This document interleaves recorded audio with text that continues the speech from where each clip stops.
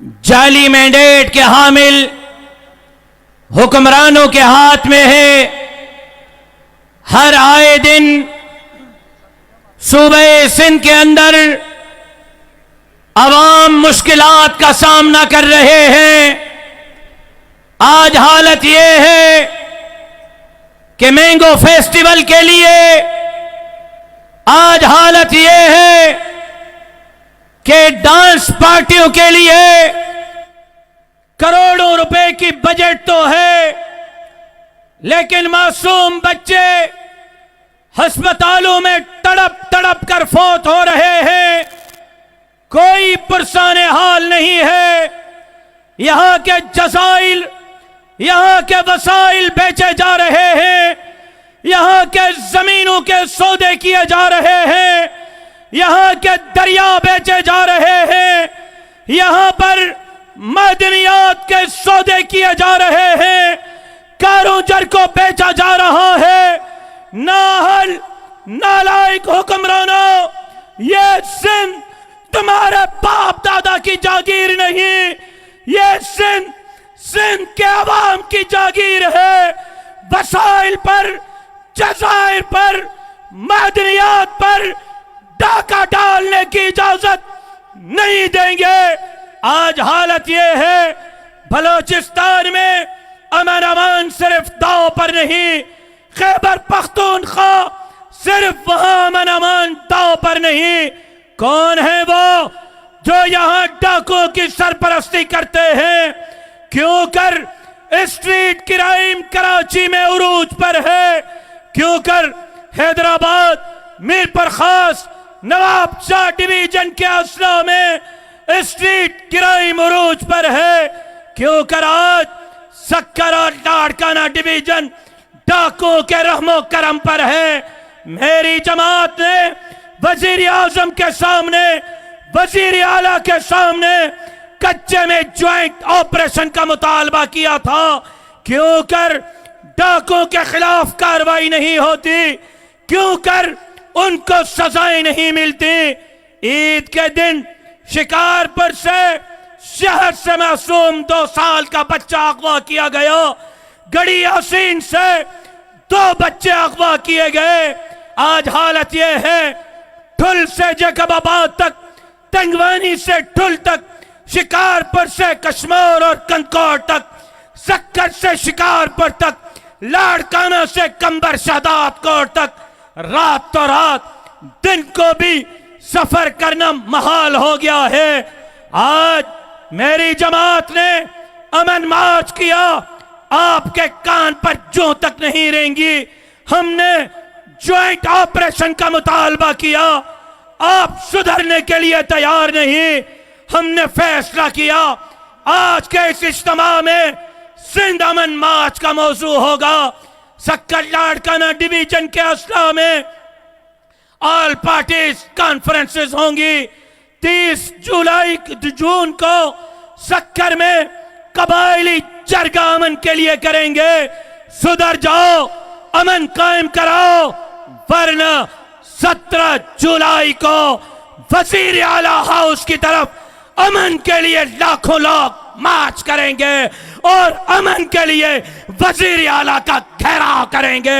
अगर गरीब महफूज नहीं तो फिर यहां का हुक्मरान भी महफूज नहीं रहेगा। आप अवाम के नुमाइंदा नहीं हैं।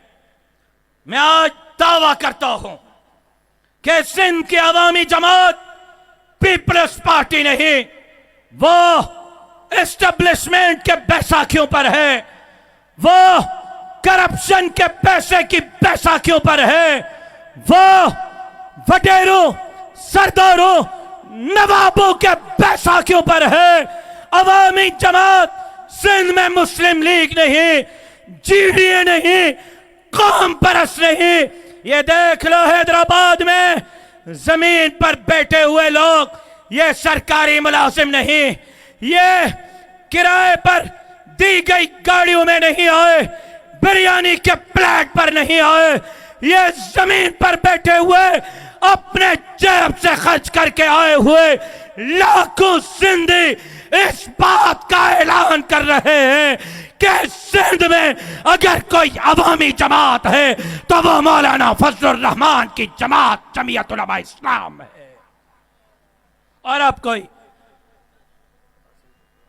जमीयत उलमा इस्लाम का रास्ता किसी माई का लाल नहीं रोक सकता। आज कासिम चौक पर हैदराबाद के इस अवाम के ठाटे हुए समंदर मारते हुए समंदर में वादा करता हूं अगली इलेक्शन में सोच समझ कर नताइज तब्दील करना। अगर तुमने हमारा मैंडेट चोरी किया इंशाअल्लाह तुम्हारा वो हशर करेंगे, तुम्हें मां की छठी का दूध याद दिला कर रख देंगे इंशाअल्लाह।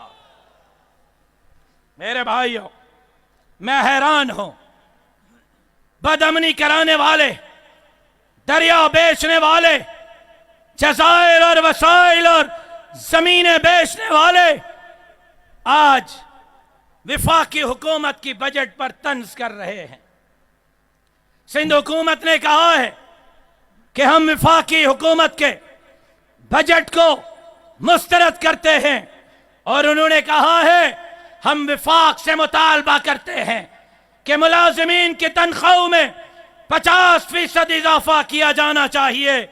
कल वजीर आला सिंध सैयद मुराद अली शाह साहब ने बजट सिंध की पेश की है और यहां पर उन्होंने मुलाजिमीन की तनख्वाहों में सिर्फ 12% इजाफा किया है। पहले तुम खुद अपने मुलाजिमीन की तनख्वाहों में 50% इजाफा करो, उसके बाद हम आपके साथ विफाक से 50% तनख्वाहें बढ़ाने का मुतालबा करेंगे। और फिर कल की जो बजट पेश हुई है, आपको बताऊं कल सिंध की जो बजट पेश हुई है 3,300 अरब। सिंध की बजट जरा तवज्जो से सुने, सिंध की बजट 3,300 अरब की, जिसमें तालीम के लिए 5 खरब 19 अरब, सेहत के लिए 3 खरब 34 अरब, यूनियन काउंसिल के नाज़मीन, सफाई, वाटर सप्लाई, स्ट्रीट लाइट के लिए 3 खरब 29 अरब, रेंजर्स को अमन के लिए 6 अरब 10 करोड़, पुलिस के लिए 4 खरब 96 अरब, थानों के तामीर के लिए 3 अरब 75 करोड़, जेलों के लिए 2 अरब 25 करोड़, गरीबों में सोलर बांटने के लिए 25 अरब, कचरा उठाने के लिए सिंध सॉलिड मैनेजमेंट को 28 अरब, मजदूरों को मदद के लिए 5 अरब, गरीबों के घरों के तामीर के लिए 12 अरब रुपए रखे हैं। जबकि हालत यह है कि यहां पर कमीशन ली जाती है 35%, मतलब 1 अरब पर साहब बड़े साहब की 1 अरब पर 35 करोड़ कमीशन होती है।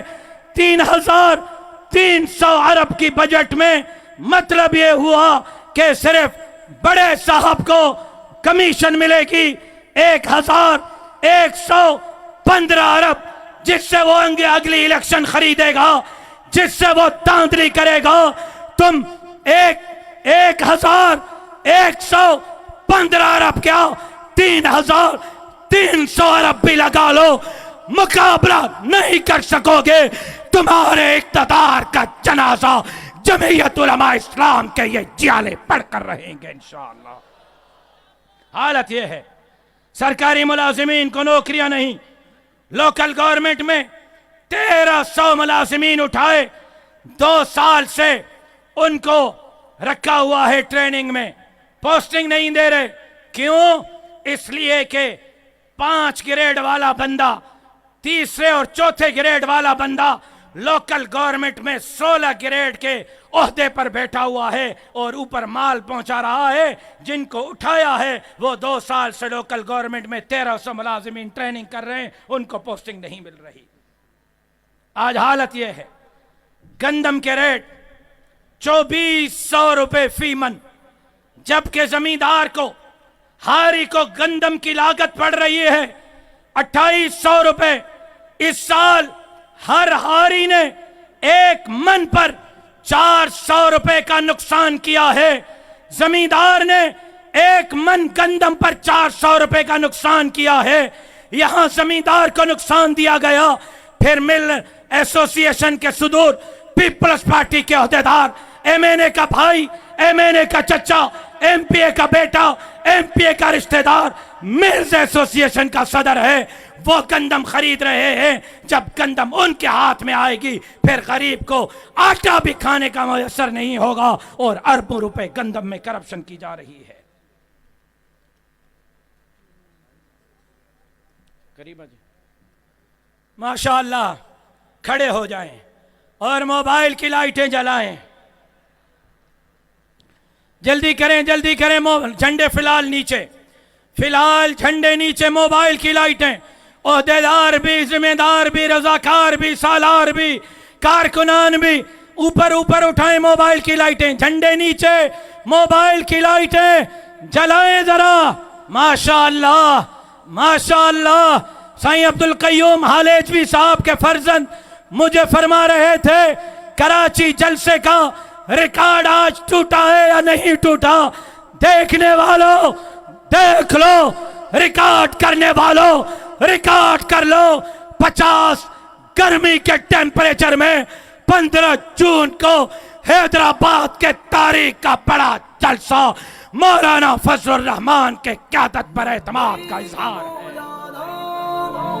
इस्तकबाल कीजिए कायदे जमीयत, कायदे मिल्लत इस्लामी जा इमामुल इनकिलाब हजरत मौलाना फजलुर रहमान साहब।